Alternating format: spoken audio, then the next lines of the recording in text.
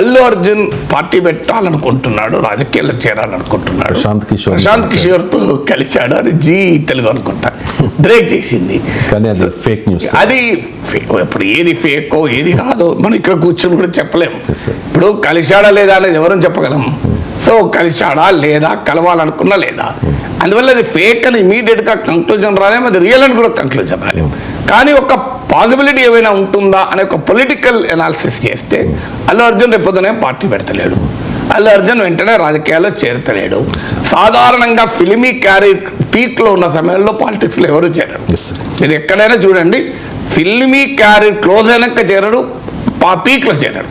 అంటే ఆ గ్రాఫ్ ఇక పెరగదు అనుకున్న టైంలో చేరుతారు సాధారణంగా. మీరు ఎవరినైనా చూడండి హిస్టరీ. మీరు అందువల్ల అల్లు అర్జున్ ఇప్పుడు హైయెస్ట్ పీక్లో ఉండగా ఇప్పుడు ఆయన వెళ్ళి సినిమాలు వదిలేసి రాజకీయాల్లో చేరుతాడా? సో అందువల్ల ఆయన రాజకీయాల్లో చేరాడు.